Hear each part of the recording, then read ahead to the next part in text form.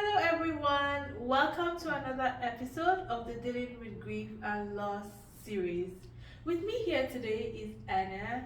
Anna, thank you so much for being here. Thank you so much for taking the time out of your busy schedule to be here. It's a pleasure to be here. Thank you so much. Thank you. This is actually interesting because it's the first time we're here together. Yes, So in person. in person, Yes, absolutely. yes. Thank you so much. Yeah. So today we'll be talking about Anna's loss, and would you like to say who you lost? Like talk about who you lost, and then we'll take it from there. Okay. Well, I was with someone.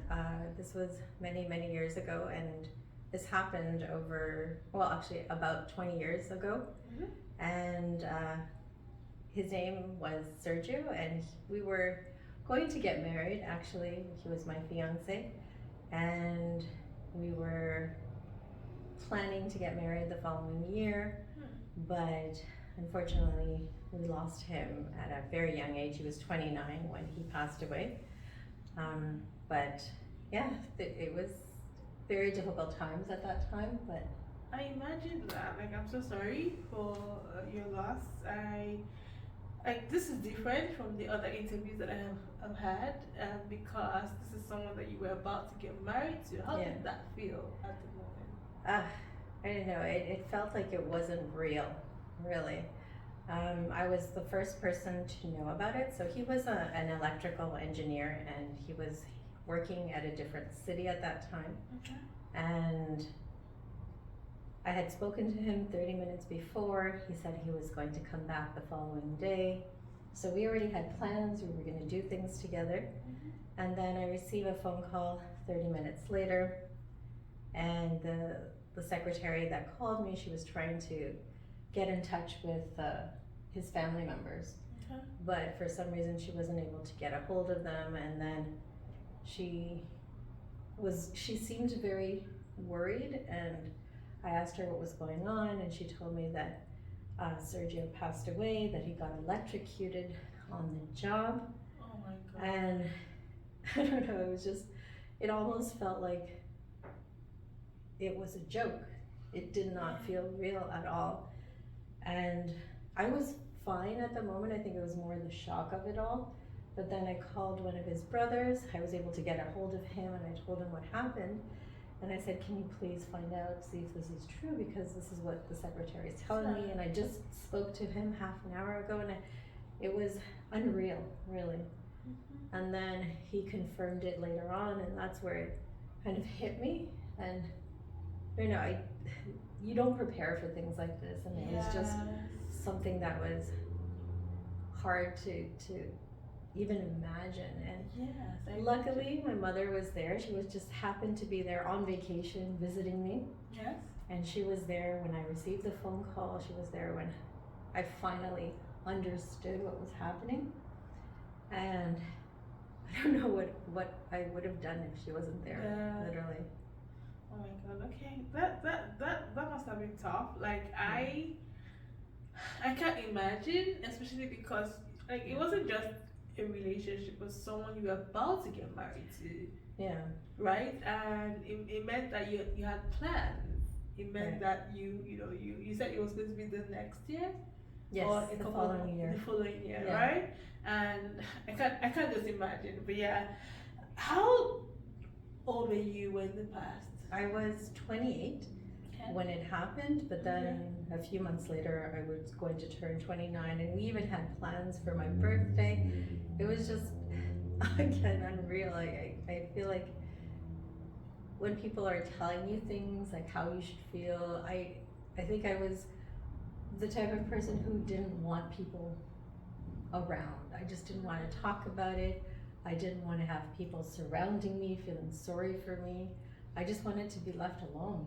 And at that point, when everything hit, his family wanted to be with me, but every time I was with them, they were always crying, and I felt terrible about it. And so I had to eventually distance myself to try to cope on my own. And at that moment, I was living in Ecuador, so I was in South America. I was teaching there before, and even my mom, she wanted me to come back home to Canada, to Toronto.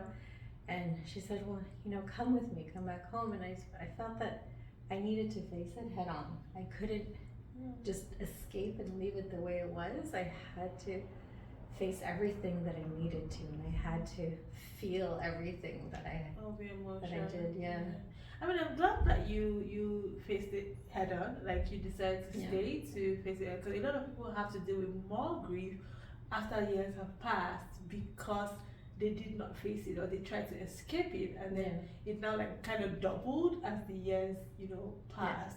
But I'm glad you did it. Yeah, you said that you got a phone call. So when you got the phone call, how did you react? At the beginning, it was as if it wasn't true, because I had spoken to him earlier and it was just 30 minutes before, and I said no.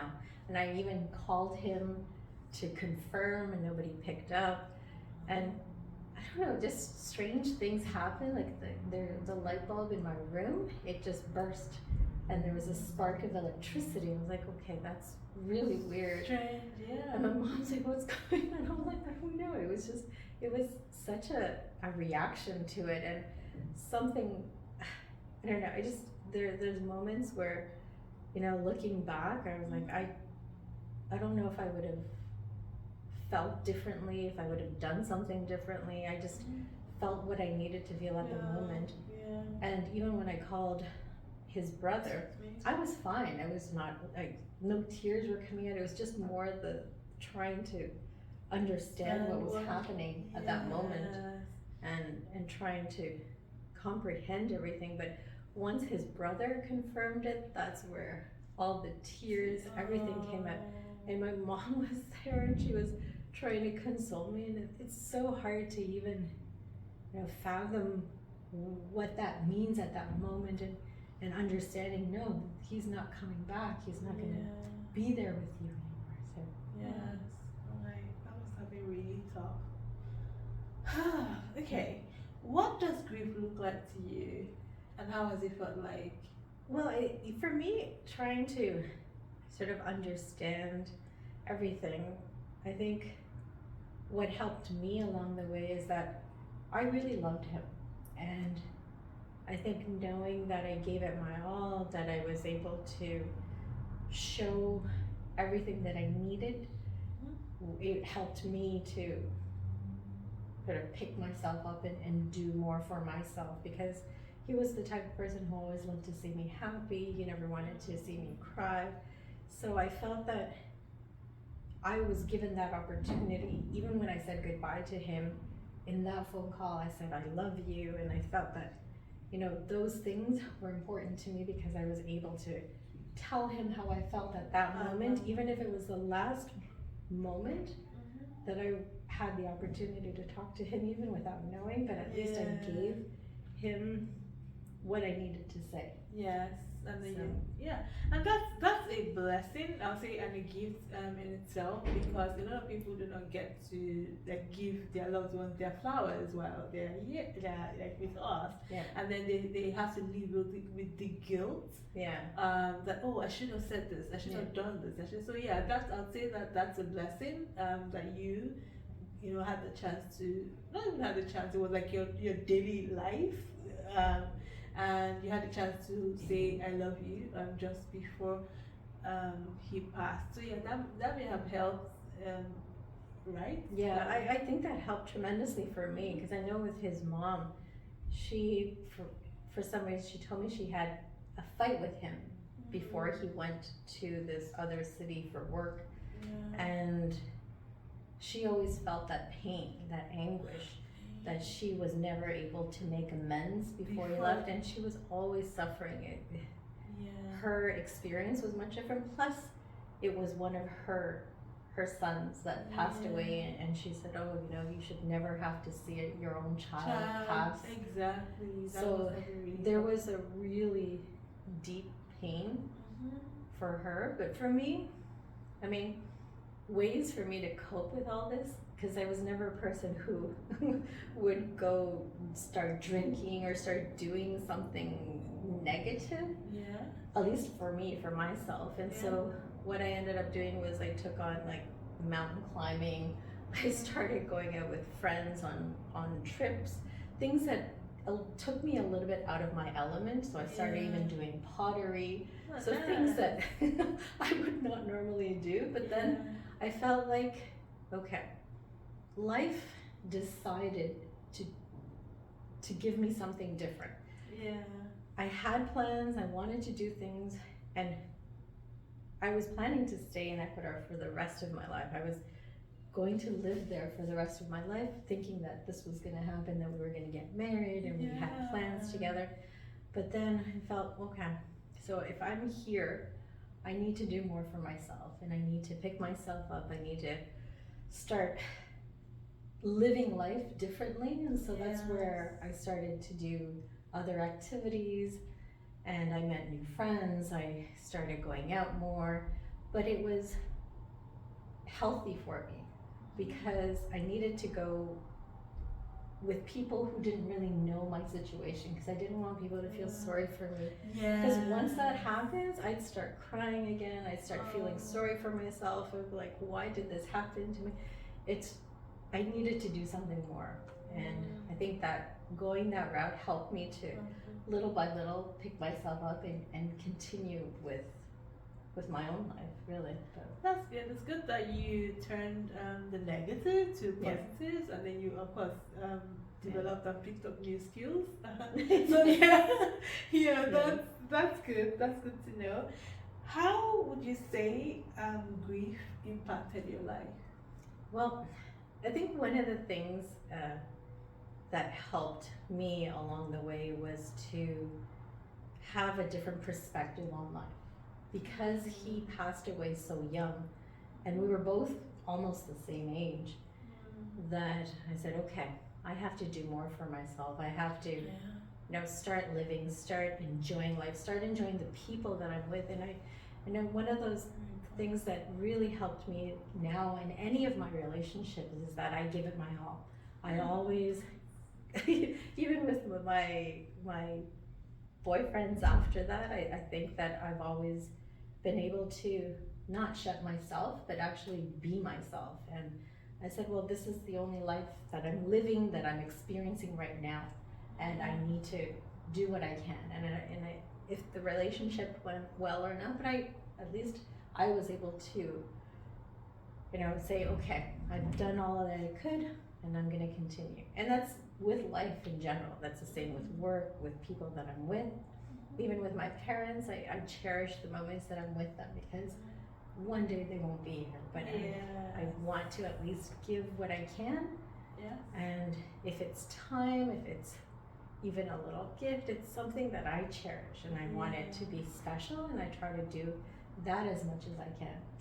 Wow. I really, I just enjoyed hearing you speak, because it seems like you have turned this grief story to positives, in the sense that some other people would shut down on love, shut down on, like, this is someone you're about to get married to, so you could have just said, you know what, I'm not doing this again, I'm done.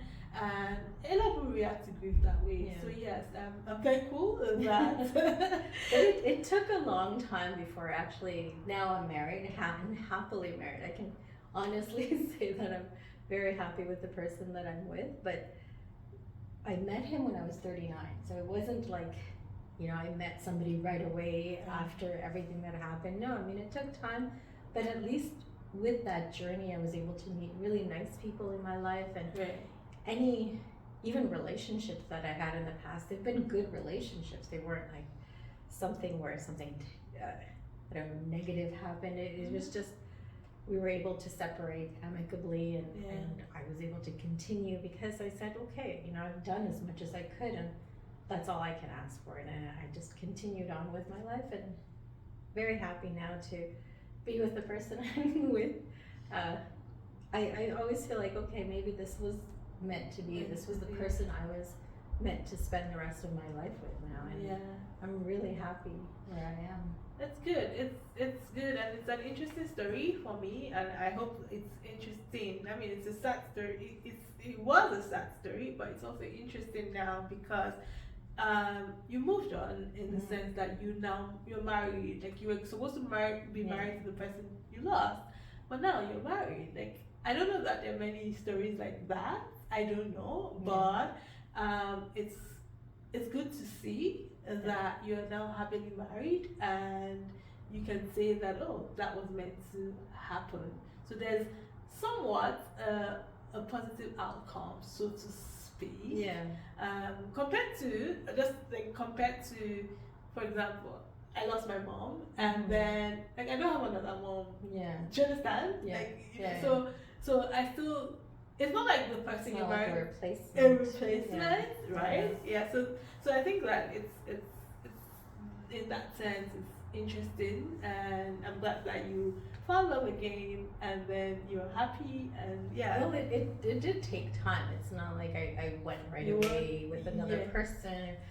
That was Yeah. never something that I was looking for. But having the opportunity to meet new people, Yeah. do new things, even if it was out of my element, I thought that was important, and it somehow worked for me. And I'm not saying that this works for everybody, because there's Yeah. no specific way to deal grieve. with things and Yeah. grieve, and so, but somehow that enabled me to move on, to do more. And then about 4 years later, then I moved back to Canada. So it wasn't like I You just escaped hop- and left and Yeah. did nothing. No, it was, I actually was able to grieve, to confront everything face on, Yes.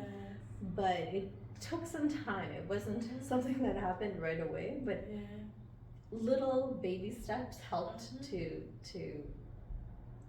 to help To me Mhm. heal. And I think now, I mean, everything that has happened in my past, I try to take the memories, the best memories from that, and cherish that, because I wouldn't be here now without these experiences. Yeah. Would you say that the time it took between like then and when you met your husband, would you say that that time gave you the opportunity to heal and prepare you for your relationship, in the sense that do you think that if you had met your husband almost immediately, do you think that it would have affected your relationship? Do you think, just thinking Yeah, about it? I think that I needed to go through this experience before having met my husband, because even in the past, like the way he was, the way I was, I don't think we would have been compatible at that time. Okay. So throughout our experiences, that's what led us to this Yeah. moment now. And I'm very, very grateful, because we have a great relationship, and I'm thankful that I'm able to spend my life with somebody that I cherish, that I love, and he understands what I went through in the past, and I'm not fearful of telling my story or scared of what he's gonna think because I went through a situation like that. No, if anything, he's been a great supporter and always wanting me to do my best as well, and so I think that really helped. Yeah, that's very remarkable, in the sense that I'm sure some people, I don't know, or I've never heard this kind of story, but I know that some people have, oh yeah, I watched a video on YouTube once where she lost her husband and then she had to remarry, and then it was, for me, I was just looking like, in my mind, I thought, how would the husband, like her present husband, feel? Because she now goes about like giving talks and sharing about grief and sharing. So I'm like putting myself in a husband's shoes. Like, this person is talking about another man, right? Yeah. How would he feel to see her talk so passionately about another man while he's there, right? So, but yeah, with you, you said that he's always supported you, and that's a good thing. And I'm sure even for this person that I watched her, I don't remember her name on YouTube. Of course, he supports her. That's why she's grown and she's gone around giving them TED talks and stuff. So it's good. For those of you who are watching, we're not saying that. We're not saying that. I'm not hoping that you lose a loved one. But it just points to the fact that you should be kind, right? Kind to the people around you who have lost a loved one. Support them as much as you can, and it helps them, right? It helps them flourish, and it helps them be who they are supposed to be, and who they were meant to be in this life. So yes, support them as much as you can, and I think more than anything, like respecting their wishes, because there are some people who need family, friends around them. And I think for me, it was the opposite, where I just needed to be alone. I needed to grieve on my own. I didn't want to have people surrounding me at that time. But what I think I take out of all this is that I truly did love him, and I thought I was going to spend the rest of my life with him. And I had a really great relationship as well. But knowing that, and knowing that this wasn't because of a disease, like he was perishing or something, it happened simultaneously. It wasn't anything that we planned on. That I was able to somehow understand, okay, this was out of our control. This was nothing that we could plan on. We could say, okay, if this happens, let's do this.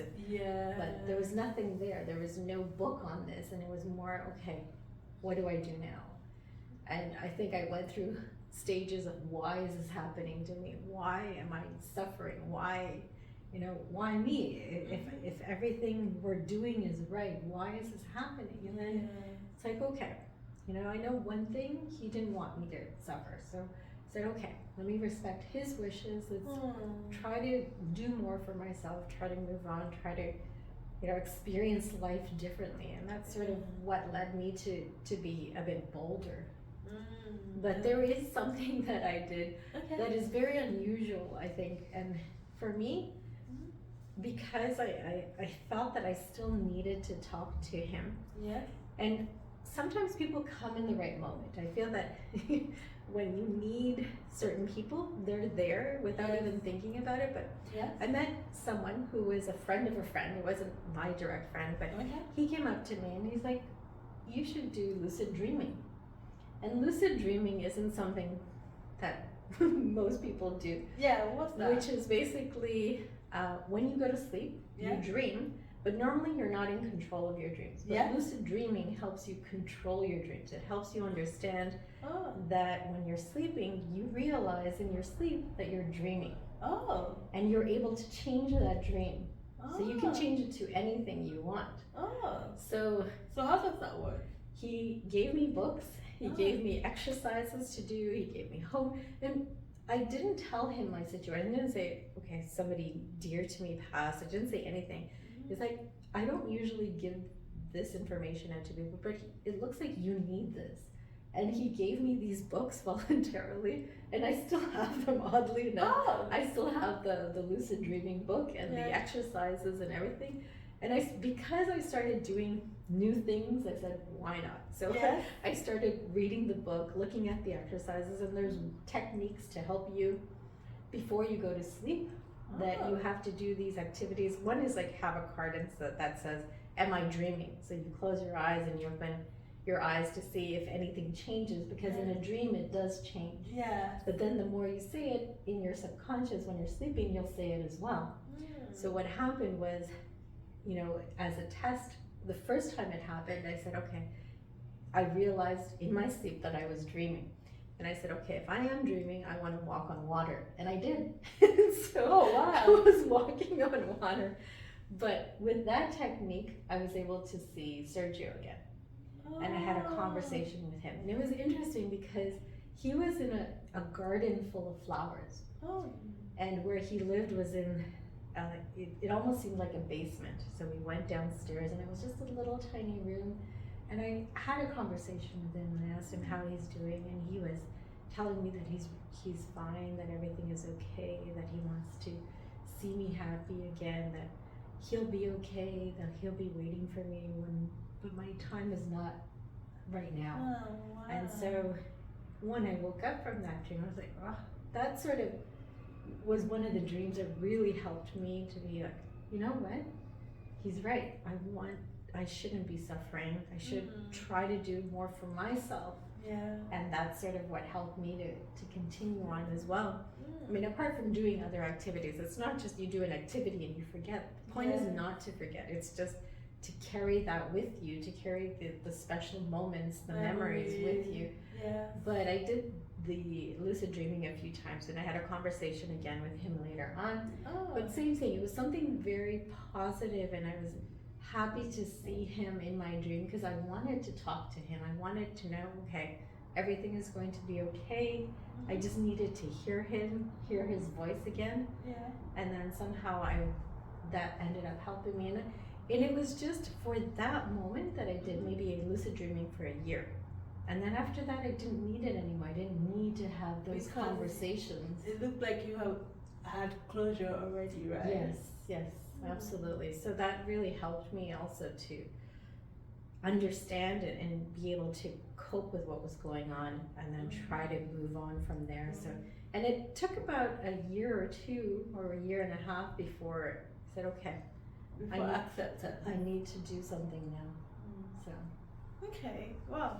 Interesting story. Now I know what lucid dreaming is. I'll go on Google more. Maybe I'll take it on so that I can speak with my mom. which is so interesting. Lucid dreaming is for many, many things. Because people even musicians use that, so they practice in their dreams. Oh wow. Yeah, there's so many things, and now that I'm talking about it, Yeah. I might go back to it. Right? Oh wow. Interesting. Yeah. I'll probably ask to borrow. Oh your yes, book. I have it. All right. How would you say grief impacted your family? Now, because this is not your family, so Yeah. maybe it did not necessarily impact your family. But Well, I know, my parents were living here in Canada when it happened, but my mom was on vacation, and I know she wanted me to return, but I had dealt with it there. So I had friends that were like my family, or that continue still to be like my family. But I think having them, and more than anything, having them respect that there were moments I didn't want to talk about it. There were moments where I just wanted to be left alone. And when I needed them, they were there. But I think it was harder on Sergio's parents because every time I would be with them, I don't think there was a moment where we didn't cry. And even though years might have passed by, the moment I saw them, it was they would see me and remember Sergio. And then you would see them and So remember him. it was really tough, and I think one of the hardest things for me was to distance myself from them. Because even at the funeral, his mom would introduce me like she would say, "This is my daughter-in-law," even though we weren't married yet. And so, yeah, that was tough. But you know, it's not that we don't suffer. I think it's just we carry on those memories. And, I wish I could do more for them, but it was really, really tough in that family. It was so tough. But yeah. Sorry. Okay. Would you say you had the support? Yeah, you said you had the support of your family. Yes, I did. You have the I support did. of your friends. Yes. I'm so sorry. Absolutely. Now I know why you have tissue paper. She Yeah. brought this just and I even asked her, I don't need it, but Yeah. But I'm sorry. no, it's okay. I mean, I think this is great that you're talking about this because it's important. Because sometimes we don't talk maybe enough Yes, enough about it. Yeah. Yes. And I was always the secluded one that didn't want to talk about it and wanted to just do more for me. But at the same time, it is important to let people know that this happens and it's a natural occurrence and it's unfortunate, but we all have to go through this at some point in our lives. Yes. And then something very important that Anna mentioned was that be respectful of how people want to grieve. She has said that at so many times during that period, she didn't want to speak about it, and her family were very respectful of her choice not to speak about it. sometimes I can imagine that you want people to talk or be or act in a certain way, but please be respectful of how they want to grieve. Some people want to talk and be around family. Like I immediately went back to school when I lost my mom because I just wanted to be around. I didn't want to be alone. But that was how I dealt with it because I just wanted to be. I somehow I have realized that dealing with hurt, I just like to be overproductive. So for me, it just takes my mind off the actual like hurt or grief or whatever it is I'm going through. So that was my own way of dealing with it. But Anna here is saying that she at some point just wanted to be alone, they want to talk about it, and her family were very respectful of that. So this is I just thought that I should mention and actually emphasize. But now that you're making that point, I Yeah. ended up working more too because I didn't want to be at home all the time. So I Okay. worked 10 hours every day because I just needed something else to focus on. I remember when that moment happened, and I did that for 2 months, and that's why I was looking for other activities too, because you just need to take your your mind off. time to Yeah. take your mind off things and your time to grieve, because it's not like it's a set time where you grieve, okay, only for 2 months or for a year. You can't. You have to understand at some point where you need to do this on your own, and you need that time to do it without any pressure from anybody. Without any pressure, because it also reminds me of how people just say to me sometimes, like, leave her alone, let her rest. Is it not like for them? It's like it's been so long, so why are you still grieving? And I'm like, this is my person. I don't see them anymore, so there's no end date, so to speak. Okay, do you think you lost friends, or do you think you gained friends? Both. In terms of Sergio's family, I lost his family because it was at the beginning. I mean, it was great being with them. It was great, having to deal with something similar together. But then it got to a point where I couldn't continue being with them because it was too painful for me and too painful for them every time they saw me. So I had to step away from that, as well as mutual friends that we both had, because every time they saw me it was more pity, or they just kept feeling sorry for me, and just seeing that expression on their face was really tough. Which is why when I started doing other activities, I met new people, had new friends that didn't know. Yes, or that knew the situation but still would say, oh, sorry for your loss, but that was it. They weren't like hovering over you or making pitying you, yes, or being sorry for you because they knew the person that was involved. Right. So yes, and it is unfortunate, but after all these years, because it's now been almost 20 years that it happens, I mean, their family is on my Facebook, and we do communicate, we do, say, and they're very happy that I got married, so it's great to see their kids, or the brothers now married, they have their own kids, so it's wonderful to see that now, but I think we all had to grieve in our own time, and then now that we're all in a different situation where we all have our own families now, now we're able to come back and maybe have those conversations in a different light and smile, perhaps talk about him and then smile and share memories and smile, as opposed to crying or being very emotional. Interesting. So now I'm in touch with them, but at that moment that I had to have that separation from them, and it was hard. It was something so difficult that I said, I can't do this anymore. It's hurting me too much. It's affecting me so much that I can't do this, and I had to separate from that. I'm glad. I mean, it probably helped you to heal faster, because if you had continued, you probably would have continued, being deep sunk in your emotions. Okay. What advice would you have for others? I know in the course of our discussion, you have said one or two things, that I think is very important. So yeah, but what would you? You know, one thing is that there's no one size fits all.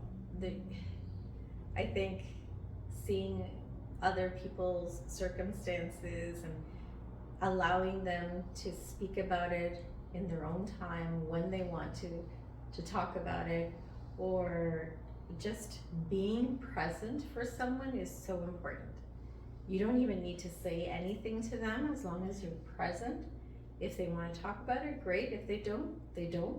But I think just letting them know you're there is all they need, because you know, everyone goes through different circumstances, but I know that not people don't want to be pressured into acting a certain way, being a certain way, but if you give them just their space, and once they reach out to you saying, oh, this is what I need, you're there for them. Good. That's very remarkable, and I would like to say here too that allow people, right? It's not, and I'm saying it again, I'm emphasizing again. Allow people, like allow them. It's, if they don't want to talk, it's fine. If they want to talk, it's fine. You don't need to say anything really. And it reminds me of my story, or a part of my story, and I'm just gonna share it here. I know this is not about me today. This is but, about sharing stories. Yes. So it reminded me, like, I think the second day after I learned that my mom passed, the number of friends visited where I was at the time, and then when they came, you know, everyone was just doing their own things. Some people were trying to talk to me, some people were trying to like play, and then there was this girl that just sat somewhere, like, I think adjacent to me. I noticed her. She didn't say a word to me, but she just kept crying. And she didn't say a word to me. Would you believe that? And can you believe that I do not remember any of the things that the other people said? I do not remember their faces right now, but I remember that person. Because in her own way, she didn't say anything, but she was crying. So it meant that she was either thinking of sympathizing with me, and then she was also maybe thinking about someone that lost, or what. I don't know what she was thinking about, but it was so, for me, it was such a, I felt it. Right? So I'm just trying to say that was impactful. It was impactful, and I remember that. I remember her. I remember what, like, that moment, and I don't remember the others that were talking, and I don't remember whatever they said, but I remember that. See, so just by saying that, like, for me, the just talking about Sergio's mother introducing me as her daughter-in-law, that's all I remember. And that is what always makes me cry. It always does, because it's just like, oh, you know, this is what we wanted, but it didn't happen. And, you know, life had other plans for me, but that's what I remember from that moment. But not everything else, not the actual ceremony. So sometimes you don't even have to say anything. Being silent, you'll be surprised how impactful absolutely it could be. Okay. Tell us about him, and what favorite memory do you have of him? Well, we always went on trips together. So Sergio, he was always like a funny guy, but he was very dedicated to his work. So he always wanted to better himself, to do more for himself. But one of the things he loved was dancing. So we'd always go out, or either go on trips, but if it were with his brothers, we would still go dancing somewhere. And so he loved dancing. And I think just having that memory, the joy of dancing with him and seeing him dance is always important to me. And I think one of those things that I love doing is just, I don't need to particularly dance with somebody, I just need music and I'll be dancing. So I think that's one of the things I always have in the back of my memory. It's just like, I know how much he loved to dance. Even the day that I spoke to him, we were planning to go dancing the next day, and we had plans to do things, to go out together, and it's just, life always has surprises, whether good or bad. I mean, Yeah. it's life. There's Yeah. nothing that you can sometimes plan ahead for. Control. Yeah. And everyone has to go through this at some point in their lives, and Yeah. no one escapes from this. So, No one accepts. but I do love that I was with him for a good amount of time, because we were together for almost 4 years. Oh, wow. My parents knew him. I knew his whole family, and we had some really great times together. And I think, that's what I will always cherish. Yeah. Oh, wow. And just having that feeling of happiness that he had, that I had when we were together. I think that's what I take out of it the most, and I try to live that in my daily life too. That's good. That's good. Okay, I know you had said that like you've spoken to him. Yes. Yeah. Yes. Lucid dreamer. Yes. Lucid dreaming. Yes. So, but right now, if you had the opportunity to speak to him, what would you say? I would say thank you. Thank you for what he was able to give me, for the life that we had up to that moment, because it was good. I mean, we had a very stable relationship, so I feel that that was important to take away, and just knowing where I am, knowing with who I am in my current relationship, every experience comes down to this, and I think that was one of the most impactful experiences of my life. And I, if I were to see him face to face right now, I would say thank you. Thank you for being you. Thank you for allowing me to experience this with him, and yeah. Okay, good. All right, we're gonna play a game of choice. Oh my. Yeah. Okay. Yes. So yeah, I'll just ask you to Okay. choose from 2 sets of questions. So grieve ends versus grief never ends. Oh, that's a good one. I would say grief never ends, Yes. but there are certain ways to grieve. I mean, whether it's happiness, whether it's a thought, whether it's a moment, Yes. it's always there. And even now, like I feel very comfortable talking about it, but something always triggers that moment, Yeah. and I'll still cry. Yeah. So I feel that it never ends. It's always lingering, Yeah. but it's there. Yes, I read something that said grief never ends, it only changes its face with time. Yeah. Okay, we move on versus we never do. I think that depends on the person. Yeah? I do feel that I was able to move on, absolutely.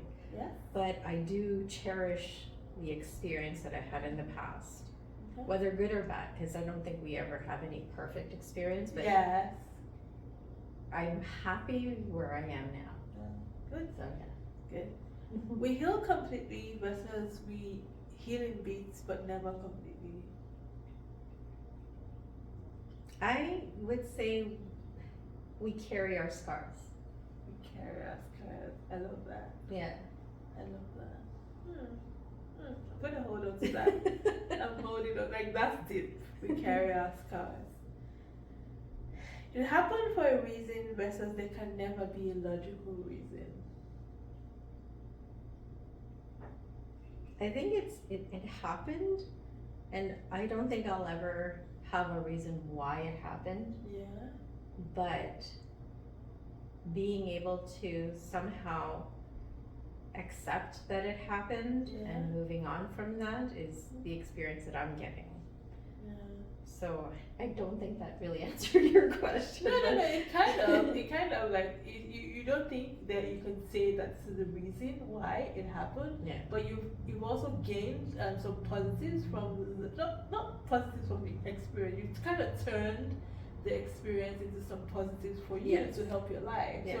So that we could say, oh, maybe that's the reason, right? Right, because it Yeah. allowed me to cherish life more, to be more present. Yes, Yeah. yes. I mean, we don't know what would have happened if it didn't happen, Yeah. but at least it allowed you to cherish Yeah. life more. Okay, dream. You've already answered this one. Dream of your loved one versus never dream of them. Dream of and purposely too. Yeah, lucid dreamers. Lucid dreaming. Okay, have them back versus never have them back. Oh wow. Now this is kind of tricky for you, right? Yeah, that would be really. I would love to have them back, definitely. Yeah. I wouldn't say no, Yeah. but I think my life would have been different. Yeah. But I hope that if that were the case, that my life would still be happy then. Okay. Yeah. Okay. I still have so many unanswered questions versus the divine has shown me in different ways why they took him.